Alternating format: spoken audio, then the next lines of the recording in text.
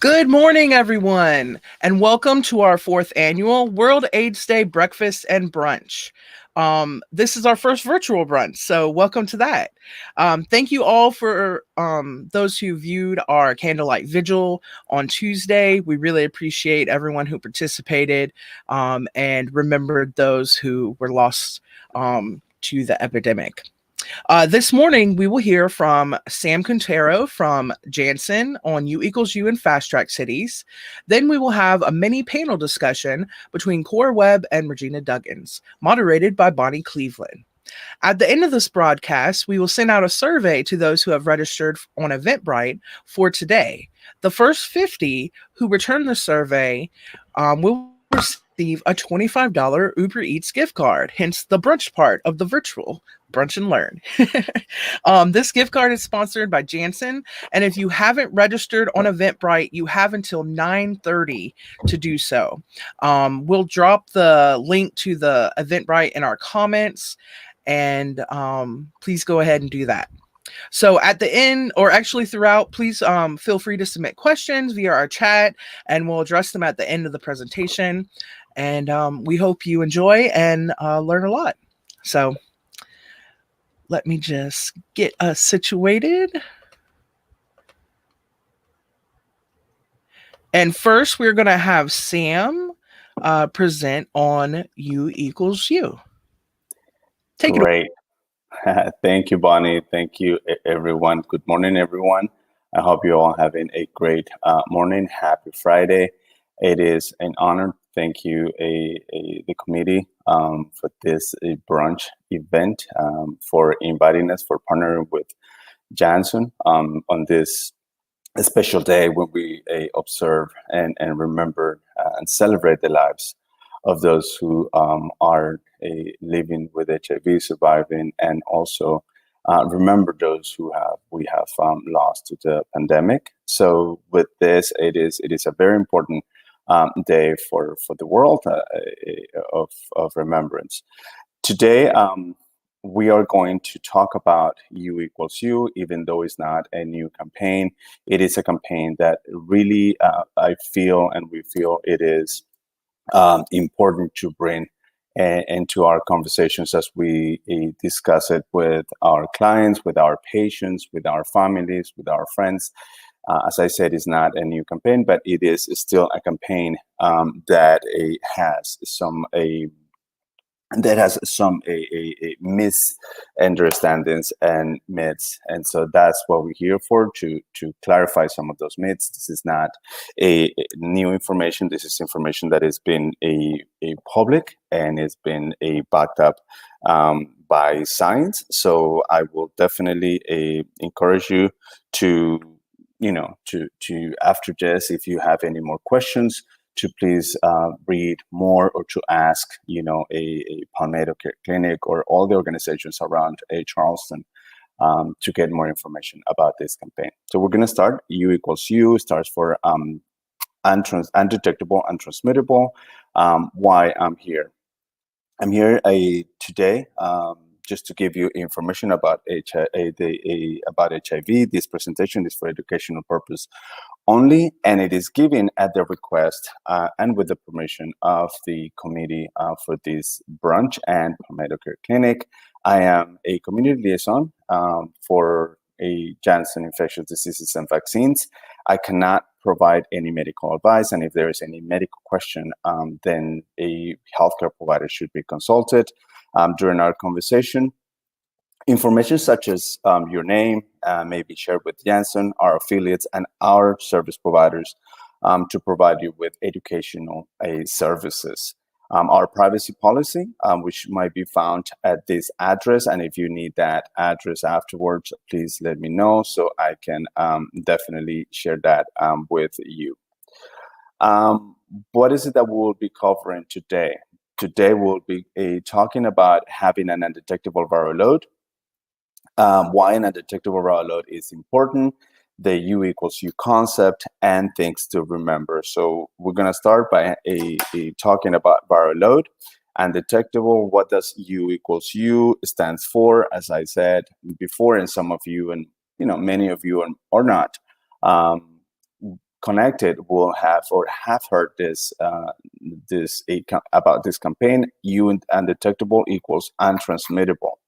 So having an undetectable viral load, the amount of HIV in your blood is called a viral load.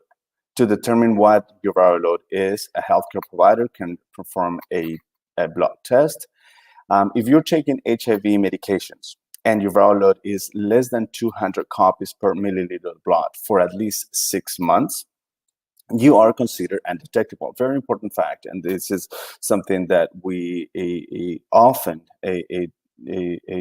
not talk enough and confuse with when we're talking about undetectables. And then we will talk about some of the values as well, because there is different values out there, and so we always hear 200, and then we hear less than 20.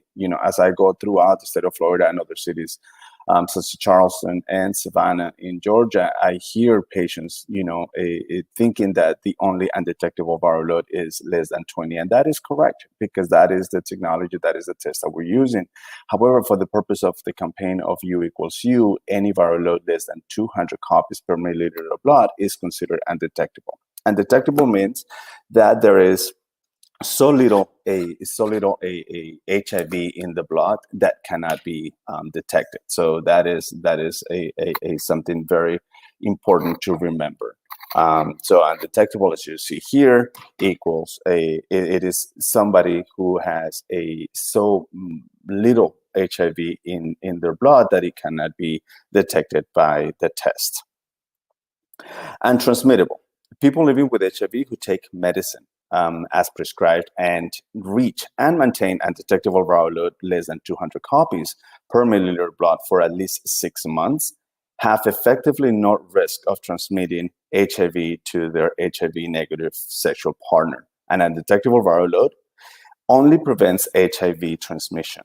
And again, this is something that I wanted to emphasize and make a stop here. Undetectable viral load only prevents HIV transmissions. This campaign only refers and is talking about HIV only, where the campaign doesn't refers to the STIs. We are still acknowledged, and it is still acknowledged and is still recommended that condoms will help prevent HIV and other sexual transmitted diseases, such as syphilis, chlamydia, and gonorrhea. So this is something very important when we have these conversations with our clients, with our community, with our providers, with our family members. And so I can understand why the hesitance, but then when we go down and be very specific and understand that this campaign only focuses on HIV transmission, then it is better to understand. So not to mix this, HIV and STIs, although HIV is considered an STI. This campaign of U equals U, it focuses only on the transmission of HIV. The path to undetectable. Once you've been diagnosed with HIV, you should get on treatment, stay in care, and track your viral load. This, as we all know, this is what is recommended by the Department of Health and Human Services, that anybody who tests positive for HIV should start treatment as soon as possible. Why an undetectable viral load is important, as you may have heard, as part also of the fast track cities and the United Nations AIDS 90-90 target by 2020, which, by the way, I acknowledge and we understand that these targets have changed already, and now it is 95, 95, 95. But this when this deck was created and approved, it was still 90, 90, 90. So the whole, as you might have heard, and maybe I'm speaking to the choir, because there are many, many community leaders here that are very involved, with this initiatives. So 90% of all people with HIV to be diagnosed. So it is estimated not too long ago that about 30% of people living with HIV didn't know their diagnosis or their status. So out of those people being diagnosed, at least 90% of people on HIV therapy. So start therapy as soon as the diagnosis is given.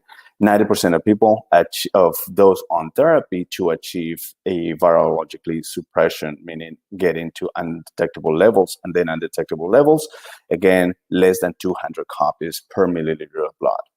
If the 90-90-90 target is achieved, the AIDS epidemic may be end by 2030.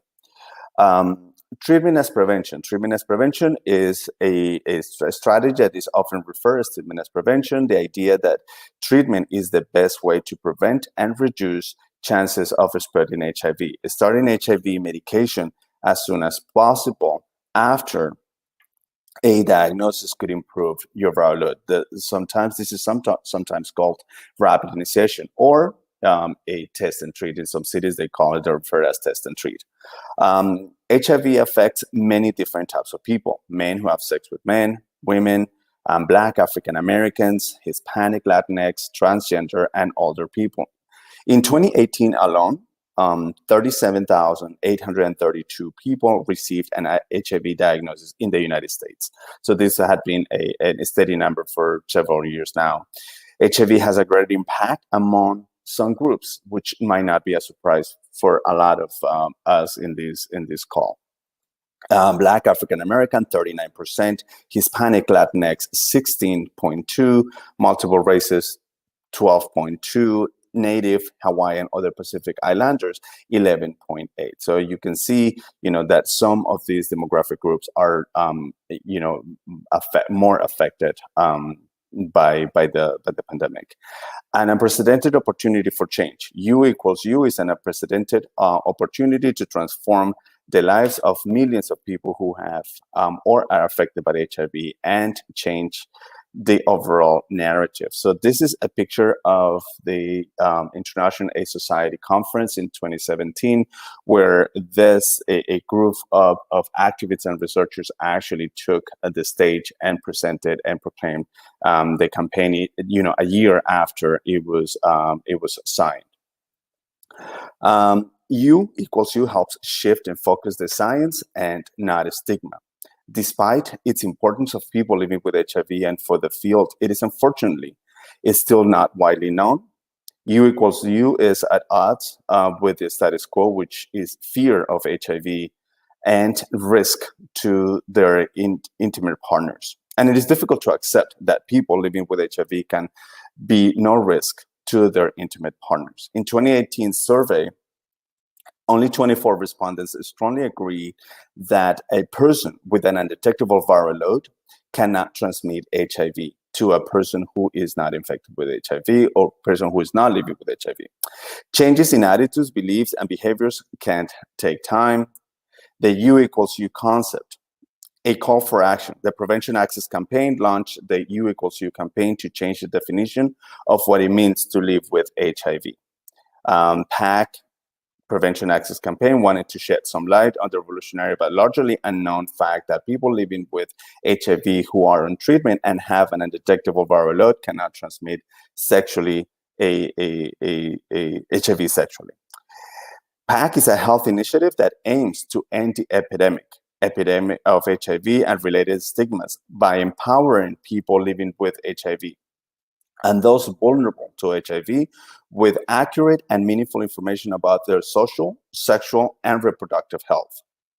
Based on solid research, this is very important always to remember and to know. U equals U is based on solid science and has already been successfully in influencing public opinion and helping more people with HIV to understand that they can live long, healthy lives, have children, and have never to worry about transmitting their infection to others. The science really does verify and validate U equals U. This is a great quote from Dr. Anthony Fauci. The global impact. PAC created a groundbreaking consensus statement with global experts to spread the U equals U message.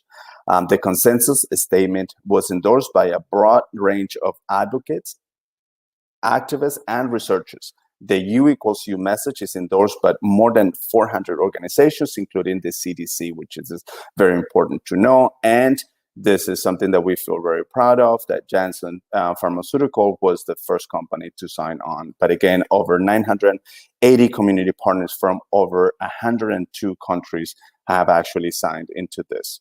So I am almost at the end. Things to remember. Things very important to remember. Treatment is essential. Once you start HIV, taking HIV medicine, you are in the right path to reaching undetectable. So it is important to start treatment as soon as possible. The longer you are undetectable, the longer, more likely you will stay undetectable.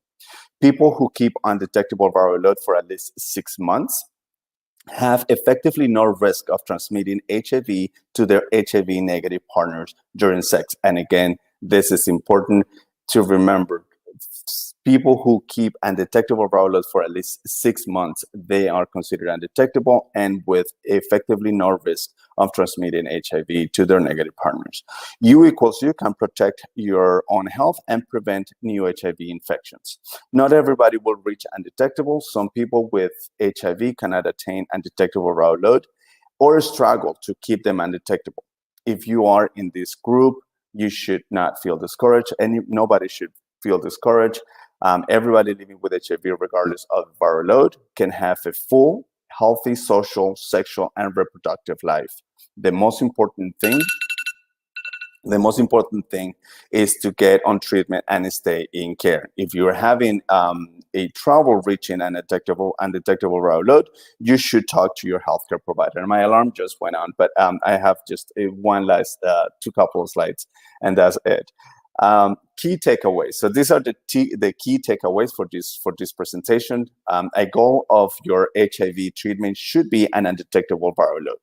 Starting HIV treatment immediately after diagnosis can help. If you get an undetectable viral load for at least 6 months, you are untransmittable. You can live a long, healthy life with HIV. Be fearless. Be inspired. Positively Fearless. Visit the page positivelyfearless.com to hear from others and find resources from other people, ambassadors, people who have lived with HIV for many, many years, and now they're living a healthy, and proudly lives. Start now, get on treatment, prioritize self-care, and live your best life. Follow us, join the community on Instagram at #positivelyfearless or Instagram and or #positivelyfearless for support and more information of self-care. So that is the end of the presentation. Thank you. I went over a couple of minutes, so I apologize. But if I can answer any questions, please feel free. Awesome. Thank you so much, Sam, for that presentation. Some comments that came up where we just learned that it's now 95, 95, 95. So good information. Thank you very much again. All right. So now we're going to transition over to our mini panel. And just one more reminder, it's 9:20. So if you haven't registered on Eventbrite, you still have 10 minutes to register so that you can receive the survey that will allow you to have access to be one of the 51st people to return it and receive a $25 Uber Eats gift card. This is sponsored by Janssen, which is where Sam is from. So thank you very much again for that and your sponsorship. All right. So let me just pop everyone in here. So we are doing a mini panel, and just to do a quick introduction to everyone that will be a part of it, we have Core Webb from We Are Family. They are the program director, which is We Are Family is a Southern grassroots nonprofit organization here in Charleston. Then we have Regina Duggins of Charleston Black Pride. She's also an educator for Charleston County Schools and a District 20 board member. And moderating today, we have Bonnie Cleveland, who is a clinical psychologist at a private practice in Charleston and a member of the Charleston County School District Health Advisory Committee. So thank you very much for everyone for the panel, and I will let y'all take it away. Hi, everyone. We're really excited for everyone joining us today, and I'm looking forward to talking with Cora and Gina today. Mm-hmm. So, as the Health Advisory Committee has reviewed newer curricula, so not the old curricula, but the newer ones, we've been pretty impressed at the diversity represented in terms of race and gender and sexuality. Gina, why do you think it's so important that students see themselves reflected in any curriculum, and particularly in the sex education curriculum? Great question. And one of the reasons that Charleston Black Pride stands on is representation matters. I feel that the more that they hear relative stories and know that others that look like them have been through those same situations or similar challenges, they can be able to feel that they're not alone. I just feel that sometimes in a lot of cultures, like Sam has spoken about, African-American cultures and the Latinx cultures, sometimes we are kind of in the notion of feeling that we are exempt or may not catch the disease in that kind of way. And a lot of times, we believe in religious faith and we feel that we have cleansed ourselves and, we're doing everything we can, that we're not doing anything, promiscuous or to make us feel that, we can catch the disease. But I feel that the more that we can have these stories shared and people talk about their circumstances and how they may have contracted it, it can give them more of a reality that it can just happen to anyone and at a particular time. And it doesn't have to be just gravitated to just particular race, gender, or even sexuality. Oh, okay. So, yeah, I'm actually surprised at that, hearing you say that maybe certain cultures feel like they're immune. And that, to me, the fact that I was surprised by that makes it even more important that we have representation, right? When we have different voices at the table, we learn things that we didn't know before. Yeah. Especially, I'm going to say our older population, like when you get into our seniors, they are really not knowledgeable about this disease as much as I feel some of them should be. Absolutely. Cora, I've seen you nodding. What do you have to add? Oh, I'm in agreement with Regina in terms of representation. I will also like to say it is very important because if you are a Black person, if you are a queer person, if you are a trans person, if you are a person with a disability, you deserve to see yourself reflected in your education and the environments that you frequently inhabit. And also, not only do you deserve to be reflected in your education, you deserve to be uplifted as someone who is inherently valuable, loved, and supported. And so when you don't see yourself in your education, that is a sign that you don't matter. In a sense, a very simple way of seeing that you are not being represented, that your perspective is not being included. And also, the bar is so low in education here in South Carolina. People should not have to beg to see their humanity represented in an environment that they spend most of their time in, especially as a school. And also in school is I guess like a smaller scale society. So if you're not seeing yourself reflected in your school, it's obviously a representation of something much larger issue that's happening in terms of resources and whose needs are being prioritized in terms of education and resource allocation here in the city. Do you also think in terms of sex education, it's become more and more skills-based? And I just think about we may believe, or it may be true, that the skills might be different. For example, in a same-sex situation versus a heterosexual situation, for trans people versus cis people. Do you have any kind of additions to talk about that, Gina? Not really, but I just feel that you have to have the representation. You just need these voices at the table, no matter what, because this is our society. So if you, like Cora was saying, if you alienate certain voices, then it feels like we don't matter. So if our voices are all able to share their insights, it really makes us feel a little more whole. Yeah, I agree with that as well. And I'm saying, like, in terms of the question about skill set, I think there's a lot of information that needs to be presented to students, and then however they see fit to use that information, they use that information. That they, you know, students are very smart and capable, and so they are not being presented with information to use from their perspective. And so also, very simplistically, it is rather boring to learn about life from only one perspective. And for a lot of information to be effective for students, it needs to be relatable. So that's just like some of the boxes that need to be checked in terms of sex ed or just life skills in general. Sex ed is just one of the many things that's not taught in school. Like, you're not taught about taxes. You're not taught about like all types of things that are very relatable. You're just not taught about. So making the information relatable and, you know, giving a broader understanding of what skills are needed for intimate relationships is definitely like a priority. Yeah, so I think both of you have made a really good moral argument in particular about why diversity and representation matter.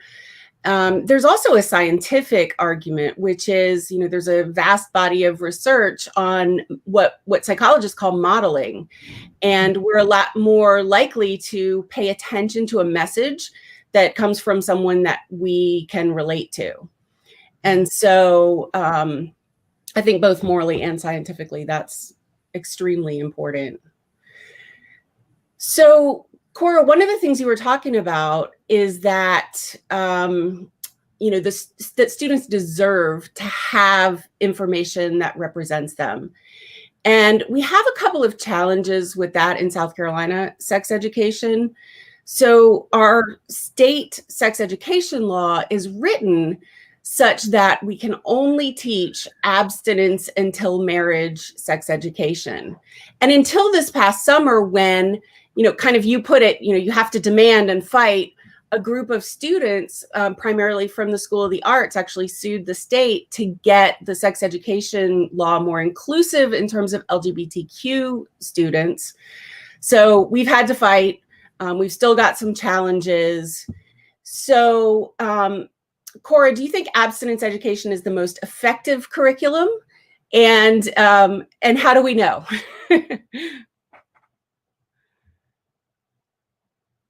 I do not believe, of course, that abstinence-only education is effective in terms of addressing a public health crisis, reducing stigma for HIV transmission. Yeah, I don't think it's effective. And it's not effective because it doesn't make people more abstinent. Like, it's the same thing when people are like, okay, like teaching about sex ed doesn't make people more sexually active. Like, teaching about abstinence does not make people refrain from sexual activity. It also doesn't reduce the risk behaviors that people engage in when they're having sex. And so due to those things, we already know it doesn't work. Students already say it doesn't work. We all know that for us who received abstinence-only education or did not receive anything at all, like myself, it didn't work because I didn't understand what I was supposed to be doing or not doing, you know, growing up. Also, there's an inherent shame that comes when you do not teach people about themselves or you do not include certain experiences or perspectives in the classroom. So, you know, even if something's not mentioned and I don't understand why it's not being mentioned, it's still a question in my mind about, like, is it an important thing to learn about if it's not being highlighted, if this is not being talked about?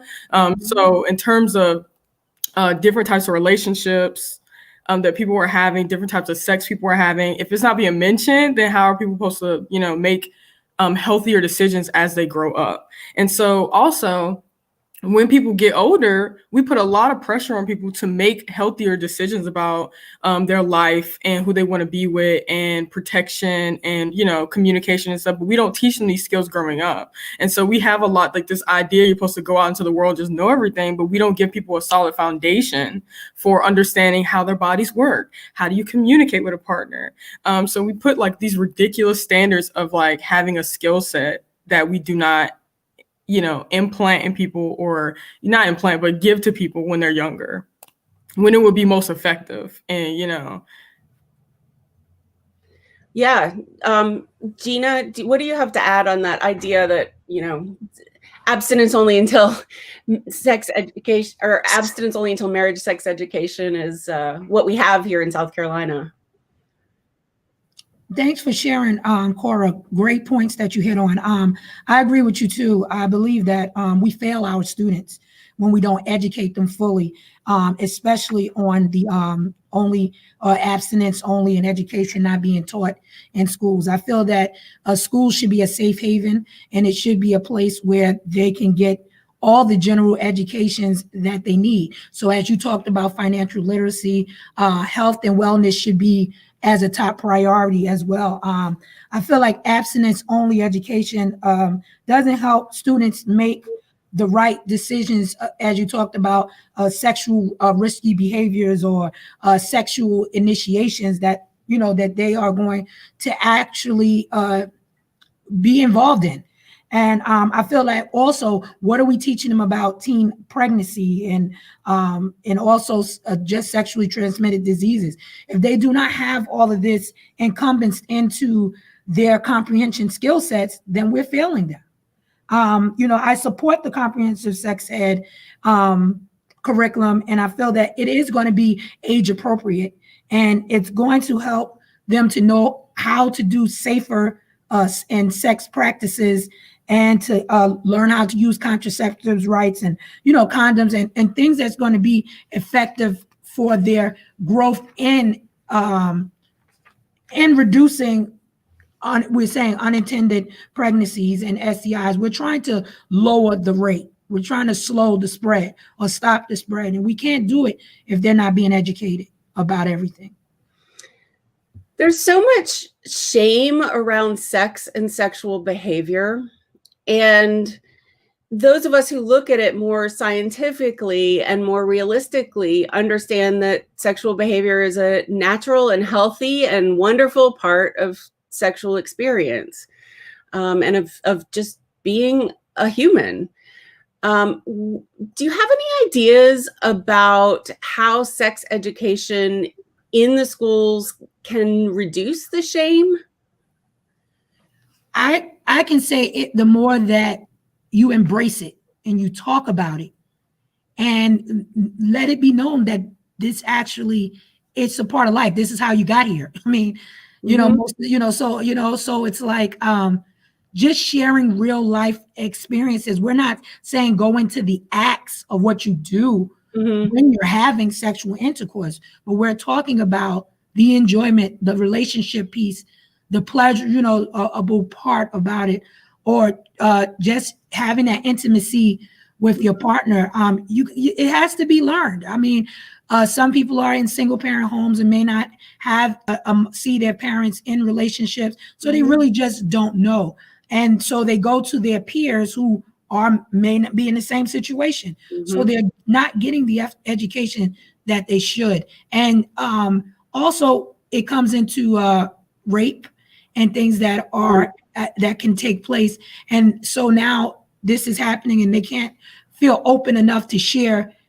Should this be happening to me? Is this inappropriate touching? So the more that we stop talking about certain things, the less likely we stop the safety for our children. Cora, Gina just kind of mentioned age-appropriate education. Do you think it's important that kids at younger ages are kind of taught about the parts of their bodies and the correct names for them, and to be able to talk about those as you would your elbow or your knee or your toe? Of course, I definitely understand the importance of that. Because if we're talking about on a larger scale, reducing stigma, there are so many other lessons that have to come into that, even before you talk about physical sex. So consent, communication, relationships, as Regina mentioned, and pleasure. But also, like you mentioned, we need to have these conversations younger and younger. So in terms of body autonomy, you need to teach your kids and have kids taught that they have their own body and they have say over their own own body, and that they can tell people that they don't want to be touched, and they can be learn about consent and communicating what's going on with their body. And so these are lessons that should not be withheld until they are older. You know, like, you need to have these conversations. It needs to be some type of like fluidity with this as people grow up, so that it becomes normal. It becomes, like you said, like talking about their elbow or something else, because I'm learning about my head, my shoulders, my knees, my toes, but I'm not learning about any other private parts or anything, so it's kind of like a mismatch in terms of how am I supposed to communicate about something that I don't have the terminology for. But yeah, I think there's so much that has to be spoken of. And there's so many creative resources out there for these things. Like, one of a good resource is Sex Positive Families, and Old School, Everybody Curious, just to name a few. There's so many internet resources out there that are very helpful in providing like supplemental like support and supplemental guidance for talking about this with your family or just with students. Those are great resources. Thank you for sharing those, Cora. So how are your organizations reaching the community, and how does that help obtain the fast track city goals? So we haven't talked much about fast track city goals, but Charleston last year has signed on to a Paris agreement that provides some pretty comprehensive and difficult goals in terms of HIV education. So what is your organization doing? And just tell us a little bit about kind of what you think is most important and what needs to be done. Gina, why don't you start? Okay. Our organization reaches out by providing safety and health and hygiene to the community when we host events, especially if we're having parties, social gatherings. We have invited the Palmetto Care Van to be present on the premises for free testing, and they may give them a gift card at the end for wanting to do it. A lot of people question, oh, why would you have this van here at the party? But it's been really receptive of people going. I mean, listen, we got to say drinking, everything ties in together. You are meeting in these spaces. So let's make sure that they are safe. And that's one of the things that Charleston Black Pride really prides on making sure that we are doing. We've hosted a national Black HIV awareness during Black History Month, and had just an open so people can come in and speak to Black Nurses Association, and just come in and hear from other HIV, AIDS, or medical fields to come in and share, like an outreach day we've had awareness. So that's how we're helping to meet the goals for the Fast Track City. Just making sure that we have awareness and accessibility in our events that we are hosting, so that they know that we're looking for safety first. Cora, what about We Are Family? What is We Are Family focusing on? Yeah, so similar to what Regina said about having other community organizers and organizations present during our events, we as well commit to that. We have had the Palmetto Community Care Van, and we also have safer sex items in our bathroom. So people in the community stop by our thrift store, which is a point of contact for a lot of people in the area, and they pick up, condoms and lube and other things that they may not be able to get from somewhere else, or another place maybe a little too far away. So we try to be like a compromise spot. Like, we are not healthcare practitioners, but we have some items there for people to use if they are in need of them. Also, our demographic is a little different from Regina. So our demographic is people who are under the age of 25. So a lot of middle schoolers and high schoolers and young adults. And so through our programs, our peer discussion groups, our GSA, which is Gender and Sexuality Alliances, those are groups in schools. And like I said, our thrift store, we are kind of like a touch point for other organizations. So having these conversations with young people and referring them to other people who can help them further their education on certain topics or give them certain resources that we may not have. That is like the primary way that we push reducing stigma and encouraging these conversations with our demographic and with our young people.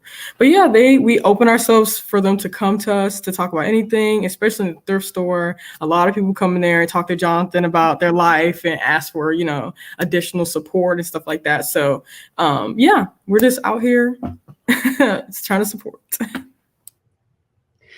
What kind of things would each of you encourage other organizations to do? I know a little bit today we're preaching to the choir because probably most of the people who are listening have a professional or personal interest in HIV and AIDS and sexually transmitted infections. What do we all need to do to get this message out to the wider community? One, I'll say first, we need to have an open mindset and being open and willing to work with all groups of people. Adding it on any of your brochures or materials, things that you send out to the public and community that has like a little blurb that says that you support or you're an ally to these organizations is just the way we start. When they start seeing especially like symbols, you'll be surprised what people really become aware of and knowledgeable of safe spaces or safe places. They gravitate to it, and it builds awareness because they'll see the symbol and they'll say, oh, okay, this organization or this group really supports these people, individuals. I'll say LGBTQ community or X, Y, and Z trans community. This really brings awareness because you'll be surprised what people visualize and see and then take heed in actually becoming more connected with the organization. Great. Cora? Yeah, I agree with Regina. I want to take it a step further in terms of people, especially health practitioners and people in the medical field.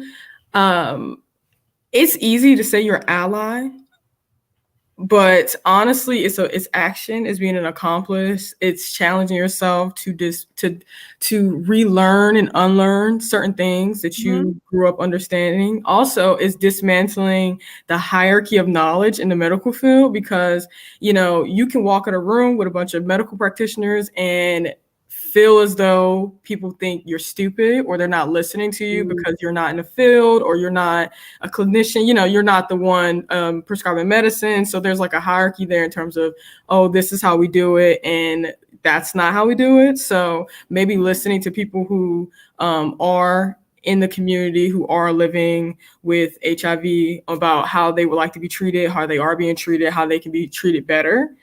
Because it's not the end all, say, in the medical office. There's so much more that can be done socially to improve people's lives. And also, I'd like to say, it's not just a medical issue. There's so many other issues that happen in the same hand of people needing medical attention. If we're talking about systemic racism and we're going to have to talk about police brutality, we're going to have to talk about gentrification, we're going to have to talk about the weather conditions here in Charleston where people are living in flooded areas, and we're going to have to talk about the city reallocating money.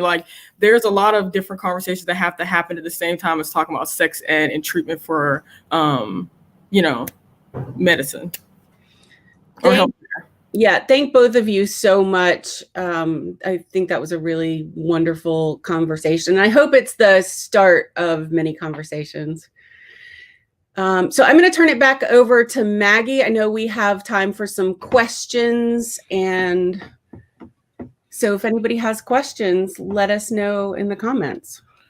Yeah, so I'm going to add everyone back in the stream. I did see one question. Someone was asking for clarification on the 95, 95, 95 from earlier, but I think we have some good comments that answered that. But yeah, if anyone has any other questions or if any of you have final thoughts you'd like to share, please do.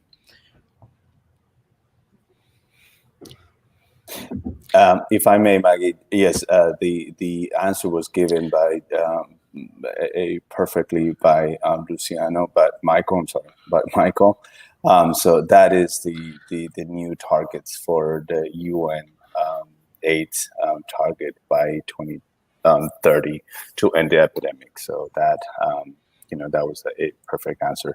One comment that I wanted to make, just in regards of what the discussion was, and it was touched upon, on the presentation also, and just focusing on education, and it was discussed about the elderly and how our as we continue to live with HIV, it is known, and we have, we should all know that in the United States, 50%, at least 50% of the entire population living with HIV is already over 50 or 55 years age. Not only that is a good thing. That means that the treatment is working and that people are living longer. But at the same time, we are forgetting to educate and continue that education to our seniors. I used to work for a Medicaid, a health plan. And it was, about 3-4 years ago, it was very striking to learn, and to get a data from MMS of newly diagnosed a females or males of 70, 75 years of age, being diagnosed with HIV. And that is attributed also to the myth that people, that all people, that people, of a later age are not having sex, which is not true, and it is a myth. So it is that. I just wanted to reinforce what these three ladies were discussing, because it's very important that education all across the board, to our youth and also to our seniors. Very much so. Yeah, it can be surprising, but I kind of think of it like a sandwich. Like, when you're youth, you need to have education, and then you should be learning, all throughout your life. But sometimes when you get in those older years, you have to be re-educated because things are also always changing. So, yes. So we did have a question. I think Ashley posted, she was wondering if you, Cora, could list those resources you rattled off about inclusive sex education. You can put them in the comments, or we can share them later. So just posting that up there. Yes, I can definitely share those. It's so many out there. It's so many out. Yeah, I can definitely list those in the comments after this is posted, and many others. Yeah, so we had a great comment from Michael. He loves that you, both Cora and Gina, you see your organizations as partners in the fast track cities and ending the epidemics, because the initiatives are not just peripherally related. So definitely. I would also like to invite any of the organizations or people who are here today to, contact me or, talk to the Health Advisory Committee, because we could really use your expertise in, as we're developing sex ed curriculum and, just the health curriculum in general. So, I'm going to put my contact information in the comments, and if there's something you want us to know, we would love to hear from you. Awesome. Definitely. Collaboration. All right. Well, if you do have any comments or questions that come up afterwards, like Bonnie said, she'll post her information. We'll make sure everyone can contact us. And I'll have a couple of I'll post our information about Shape, so that you can contact us as well. If you don't know, Shape is a collective of many different groups that work towards one goal, which is HIV prevention and education. We work in the community. We also have a clinical side. So there's a lot of things that go into events like these and partner organizations that work on them. So we did have another cool comment. Thought the panel was very educational. So they're glad they're tuned in. Awesome. Great words. Great. Well, cool. Well, thank you all very much. And if the viewers would just stay tuned, we're going to just put some information up on the screen for you to view. And reminder about the UberEats cards. So let's see. All right. So how do you get your UberEats gift card? You must have registered on an Eventbrite by 9:30 a.m. We're going to be emailing the surveys out sometime between 10 and 11. And once you complete that survey and send it in, if you are one of the first 50 people to return it, we will be sending out UberEats gift cards complimentary of Janssen Pharmaceuticals. So you'll have until 11:59 p.m. tonight to use your code, and make sure when you're checking out in UberEats, you apply the coupon. Otherwise, it'll charge your card that you have set up on there. It's one code per person, and it cannot be transferred. So just keep that in mind. If you have any questions about that, you can email us at shapeinitiativecharleston@gmail.com, or you can also contact us on our social media and everything if you have any questions or trouble. So just to show you a few of our partners with Shape and World AIDS, Charleston Area World AIDS Day, that come together to put on things like these. Great panel.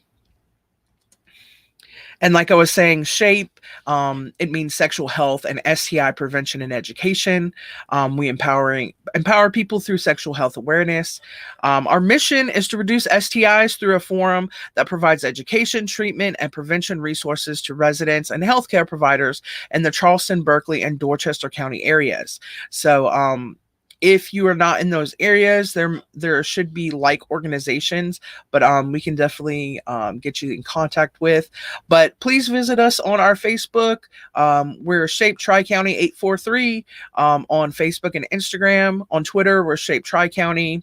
You also can view our website through, it's linked on our Facebook page. And again, our email is Shapeinitiativecharleston.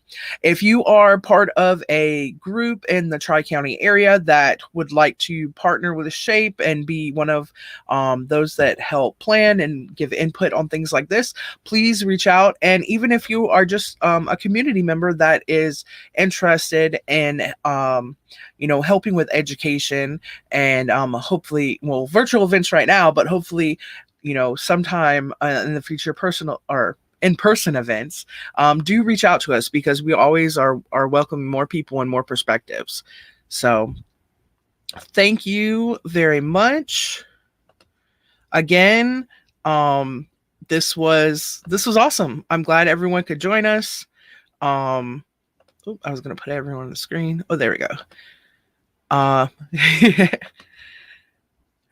Just pop you up there. And yeah, we had I'm just looking at great discussion. Yeah, great discussion. So thank you for everyone who joined us for our Charleston World AIDS Day events, our vigil that happened on Tuesday, and this one, our breakfast. Also, special thanks to our presenters, also to Shauna Hasty, Michael Luciano, and April Borkman, and the numerous other SHAPE members that helped put this together. Stay tuned, as we'll have more events coming up in 2021 that are sure to be just as fun and informational. We're going to have some fun events as a part of Project Condom leading up to Project Condom next year. So thanks again. Y'all have a nice day. Bye.